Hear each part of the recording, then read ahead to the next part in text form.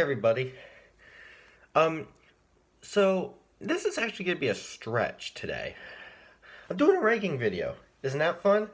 Sounds normal, right? This is gonna be on the MCU. Still sounds like a classic Jack Rock the Movie Guy feature, right? It's gonna be on a TV series, WandaVision. Now there's the bummer. WandaVision actually is, honestly, in my opinion, a really great show. Definitely captures some fun to admire. It's like one of the first MCU TV series. In fact, it actually is the first. I know you guys could say that the Netflix series, like Daredevil or Punisher, you could say those are part of the MCU, but in my opinion, they're just side characters we never see in actual MCU movies. So I don't know if I can really count that in the category.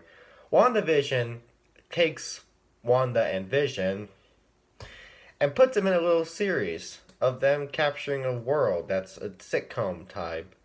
We all know the story if you're watching this video, and I decided since we're now done with the miniseries, I rank all 9 episodes. Now I know what you're thinking. This is a TV series. Why am I ranking it? I do movies. Well, this is a miniseries, and honestly, in my opinion, a miniseries is kind of as close to a movie as possible. Like, you combine each episode of the series and make a big movie out of it. It might be a long movie, but don't tell me you haven't seen those before. Regardless, it's still fun to look back at a series that definitely was worth the watch. So we're going to be ranking all 9 episodes of WandaVision. And remember, this ranking is my opinion. It's going to be ranked by which I just seem to enjoy the most. It's not going to be ranked by any other opinion. It's not going to be ranked by epicness or what. It's going to be ranked by which I think were the most fun, the most interesting, and just made the series most enjoyable. With that said, let's get ranking. 9. Episode 2. Now, Episode 2, you may think is a problem, right? Well, here's the problem with the series. The first 2 episodes of WandaVision were actually not really legit awesome. They were just sitcom style. It took on the Dick Van Dyke Show, basically, as well as Bewitched. Episode 2 is kind of more a take on the series Bewitched, as it's a black and white episode that just focuses on a plain story. Now, why is that a problem? Because there is actually some moments in the series that do look pretty, serious, if you know what I mean. Like, there's moments where Wanda notices color in the world, or notices something strange, which could indicate what more we're asking for. The problem is, those moments kind of just go away, and we just have to wait until we can get a full explanation on those moments. The rest of the entire episode is just them focusing through the episode for a Bewitched episode.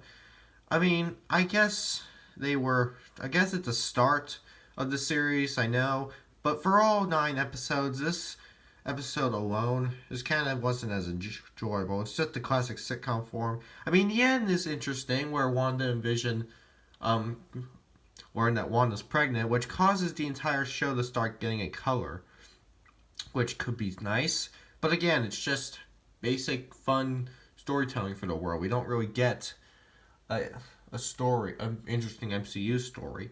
I'm fine with it because they did still throw all those crazy elements in there, but overall, I think this is the one episode where you gotta wait more until you can get a full explanation on what it is.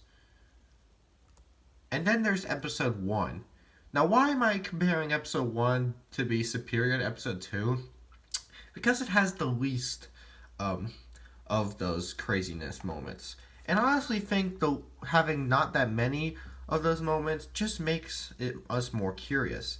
The entire episode is more of a take on the Dick Van Dyke Show, and episodes are just focusing on them, being like unusual couple. The entire episode is meant to be taken by that form. We don't really get any MCU elements. We do actually get one element where at the end, as the credits roll for the sitcom, we see the camera zoom back and see some live action form hand, which makes us think there is something going on right now. There is also one moment where the camera starts to switch form, and it seems to look all weirdness, but that moment was kind of random. And to me personally, since this episode doesn't surprise us that much with that many elements, it just takes the entire story going.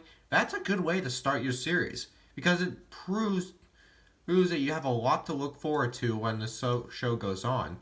You'll know that the first episode's not gonna take everything you want to see from this show already. They're gonna have to make you wait for more. I'm ready for more. Hit me with your best shot, WandaVision. Fire away. Let's continue. Episode 3. This is another episode that follows the story alone. Now, this is actually a new one because since the second episode ended with the show all turning into color, the third episode focuses on that color scheme. And it's a take on, let's say, the Brady Bunch or so. And the episode's just Wanda pregnant. That seems nice enough. It's, again, the entire episode just focuses on that. It's just the classic form. But the thing about this one episode that did surprise all of us was the final bit, where we find one character of this series actually mentions the sadness of someone getting killed by Ultron. The fact that she mentioned Ultron, aka the Avengers, one of the craziest Avengers villains. Actually, it wasn't that crazy, but still. The fact that she mentioned it in a sitcom does surprise us as well. What does Wanda do? Well, not only does she get upset, she literally throws her out of the house, and we end up seeing her land in some sort of a live-action, real-world port, which does make us think that this is certainly some wacky world that was created. It's like a little portal where you enter it, you become part of the sitcom. When you leave it, you're back in the real world. It's really interesting, and again, we're really ready to see more. That's why I like episode 7. It definitely keeps us ready. It's the final episode that only forms with a sitcom. Doesn't really have any other crazy MCU elements. It's just the classic sitcom story. Well, now we're getting into some good stuff, so thank you, episode 3. You definitely threw something good at us. Episode 5. I've actually heard a lot of people say that episode 5 is their favorite one. And in my opinion, it's not that great. I don't know, it's still fine. The episode is actually more a take on, let's say, something like the Family Ties or Full House. It's like 90s, 80s type sitcom. Focuses on, Wanda's kids growing up, wanting responsibilities and what. Nah, who cares about that? Here's the twist. There's actually one moment where Wanda does enter the real world, tells everyone she likes her world and you need to piss off, and then comes back in. We just continue on with the plot. That may seem random, but guess what else happens? A new character seems to show up from this world at the end. You're not going to believe who shows up. Pietro, aka the Quicksilver, a character I have criticized before. But that's not the real shock. He's not played by Aaron Taylor Johnson, like in the movie. He's played by Evan Peters, who played him in the X-Men films, which aren't part of the MCU yet. So this is surprising. It might make us think that we will see the X-Men join the MCU sometime. If not, then this is sad, but still, the fact that we just saw Pietro in the episode, not to mention Evan Peters, really surprises all of us. And it definitely makes us think that there is something about this universe that we haven't gotten information of yet. Now, the problem is, since this is just ranked all to 6, it's because the entire episode still focuses on the plot. I mean, it goes a big direction, it's a sad plot, but regardless of that, I think we just didn't have as many. Well, we still had them, they were there, just not as many as the other episodes you're going to see on this ranking. So this one's just a fine one. It's still interesting, it still surprised me, but we got a lot more surprises to deal with. Episode 6. This episode also kind of takes itself in the story, but in a good direction. It's a Halloween episode, which first off does not make sense. It's February, and we're focusing on Halloween already. What? If you're going to focus on Halloween, why can't you just post this in October? I hate it when Halloween-related movies release way past Halloween. Why would anybody want to watch Scream in December? Yeah, did you know the Scream movie first released in December? Off topic, WandaVision episode 6 is a Halloween episode. But you know what? I think there's something about this episode that really is hilarious. Not part of the overall feel, but here's the thing: the episode's a Halloween episode. Wanda and Vision wear Halloween costumes that literally are just their original comic book design suits, and they don't even mention that. Like Wanda, Vision, as well as Quicksilver, wear their original comic book design outfits for Halloween, and don't even mention that. They just act like they're basic random costumes when they're not. That's so hilarious. What's also fun is how the entire episode's kind of more of a take on the series Malcolm in the Middle. We're starting to approach the 2000s now. But here's the real thing that surprises us. The end, where Vision actually notices the end of the realm. He tries to escape from it, but since he's dead in the world, he can't make it through. So what does Wanda do? She expands the realm. She expands the dimension, causing more people to get sucked into it. That is a really crazy thing. It's just starting to make us get more scared of her. Seriously, I've had a crush on Wanda in the MCU. She's definitely kicked some ass really well. But when we see her do stuff like this, we're really got something going on with her. It's a crazy episode. Still is number 5, but still, it's really crazy. I love what it did. No, episode 9. This is the final episode of the series. So why is it number 4? Why not number 1? Look, not all finales have to be considered the greatest of the franchise. That doesn't mean the franchise sucks. It just means we got some better ones from the earlier days. Episode 9, as the final episode, really does take a twist. It's not a sitcom style anymore. It's actually an action battle. The entire episode is pretty much the final battle of Wanda facing a new antagonist that she knows is in the world. We'll talk about who that antagonist is later. Anyway, as she faces this antagonist, she even forms a new outfit. Because you know how in the movies she's always just wearing a red coat and all. I mean, it looks nice, but in this episode we see her put on an actual superhero costume, a real sick, good-looking one. It represents the comic book a little bit better, I will admit, but it also looks pretty nice on her, and it definitely proves that Wanda is becoming a new hero. She's definitely evolving to becoming a crazy superhero. And we even now, and one thing's for sure, they call her Scarlet Witch. Well, I'm calling her Scarlet Witch. That's kind of something we don't call her in this series. That's more though. As the battle ends, Wanda and Vision take on their biggest enemies, as well as the 2 kids helping out. We learn more stuff. Because at the end, once everything's all fixed up, a world that Wanda created starts to decrease and end. This gets destroyed. So once it's destroyed, Wanda lost Vision as well as her entire world. It's sad to see Wanda lose the one dimension she wanted. But it's good how it's no longer going to hurt anyone anymore. Wanda continues to wear that sweet suit and escapes.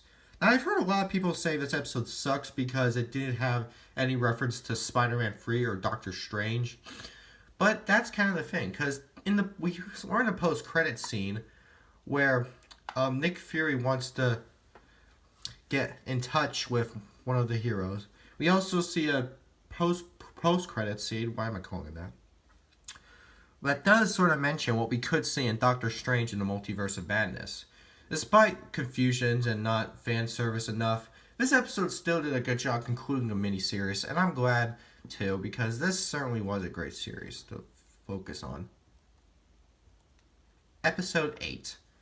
Now this is the episode that definitely explains itself pretty well. The entire episode actually kind of just shows us how Wanda created this world. We learn more origin. We learn how Wanda got into this series that she satirizes in the world. Like, we learn that she used to watch the Dick Van Dyke Show, Bewitched, and all that as a child. And we learned that Wanda and Vision have a crush on the sitcoms together as well as they form. We learned that after Wanda sees Vision's body has been destroyed once Endgame ended, as a bunch of Agent S.H.I.E.L.D. workers destroyed Vision's body because he's already dead, Wanda got upset. So what did she do?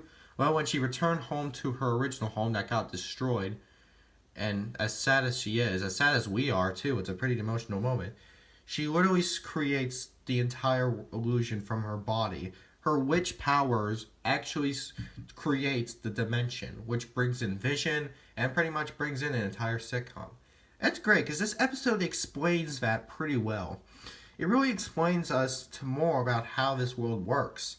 We learn better and we definitely get more. It's not a sitcom style anymore. We actually are focusing on a serious approach. And that's just what I love. I mean, WandaVision definitely knows how to do that. Regardless, episode 8 definitely could have had a little more feel to it. I mean, I guess some people were expecting a sitcom style and all, but who cares? We need to learn more about this. Marvel Cinematic Universe needs to educate us. I'd rather be in a school that has to do with Marvel movies. Okay? Does anybody know a school that focuses on Marvel movies? Because if you do, please, I want to sign up for it. Episode 7. This episode is a sitcom stake, but now that they've approached more and more to modern times, the entire episode is kind of more of a spoof on stuff like Modern Family, as well as a spoof on The Office and Parks and Recreation with the camera style and all. The entire episode is just that, but we do get some interesting stuff. Like one thing we learn is Vision is able to find Darcy Lewis who got stuck into this realm, as he's able to get her out of the delusion and learn everything that's happened to Vision for what he's forgotten. Like he learns about how Thanos killed him, how Wanda likes Vision a lot. It's all that. What's more to learn? Well, more characters manage to make it into this dimension without getting sucked into the story, as they try to convince Wanda to stop this world from getting the best of her. Wanda doesn't listen, she just turns into a villain still. That's crazy. But out of all the crazy twists this episode throws at us, I think the craziest, a glory tool of all, is the end, where we introduce the antagonist. Yeah, whenever I was going to talk about what antagonist was in episode 9, as well as episode 8, her name is Agatha Harkness. And she is apparently a witch as well, who has disguised herself as a noisy neighbor in this series, who is secretly a witch. And we even get a Munster-style sitcom opening that's called, Agatha All Along. We've all danced to it, okay?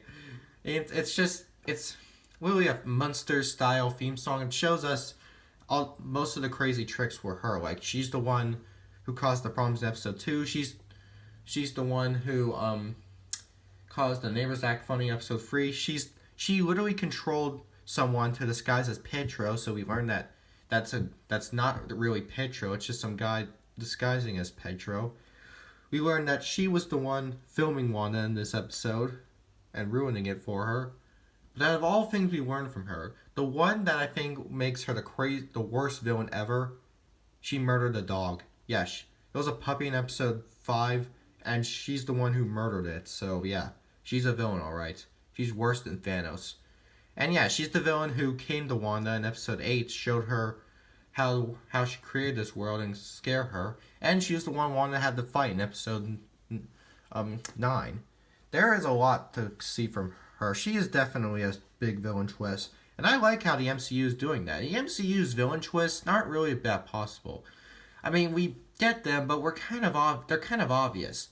Like, let's say Mysterio in Far From Home. He starts out as a hero side, but from what we've learned in the comics, we know Mysterio is a villain, so we knew he was going to turn against him. Or Ego from Guardians of the Galaxy Volume 2. We know Ego in the comics, so we know he's going to turn against him. With Agatha, she doesn't have much relation to comics, so we really get surprised when we learn about her villainous ways. Yeah, this episode is something. But let's get on to what is my favorite episode of the series. Episode 4. Why is episode 4 my favorite? I'll tell you why. It's not an episode. Yeah, this episode, after episode 3 where Wanda threw one of the characters out back into the real world, this episode pretty much explains to us how all the crap that's been happening in the last episodes and how they were happening, and how real people are handling it. Like, it starts with the blip, everyone returning from being dusted. we learned that there's an agent called Captain Rambo who works with Agent Jimmy Woo. Remember him from Ant-Man and the Wasp? The card trick guy. And we learned that they have assembled a shield group to try and track down what's happening in the realm. But then Captain Rambo gets sucked into the realm randomly, so they try to find best ways of what's happening. And we learned that during the sitcom first episode, that hand that we saw at the end was we see who that is. We also see Darcy Lewis. Remember her from 4? Yeah, she's definitely one of the funny characters in this episode. We learned that the color things that Wanda saw in episode 2 were things that they threw into this world. We learned that they're the ones who've been causing madness in episode 2. And we learned that the beekeeper we saw in episode 2 randomly was just some guy trying to get with Wanda. This episode is my favorite because it teaches us everything we need to know. And it reminds us what this is. It's the first episode to actually feel like the MCU. And to me, since it's the first, I think it's the best. It just has that kind of style that's way far from every other episode, where we get to learn the right things we need to learn. And it does feel like an MCU because it not only brings in new fun MCU characters, but it reminds us about the ones we saw earlier and how they work. This episode, we've seen episode 8 taught us how the world works, but since episode 4 teaches us how Wanda was dealing with the situations that she was dealing with, in my opinion, makes this the best episode of the series. In my opinion, by the way, it's not a fact, it's just an opinion, but I love this episode so much. Well, I'm done. And that means the miniseries is now officially over. Yeah, I did not think it was over until now.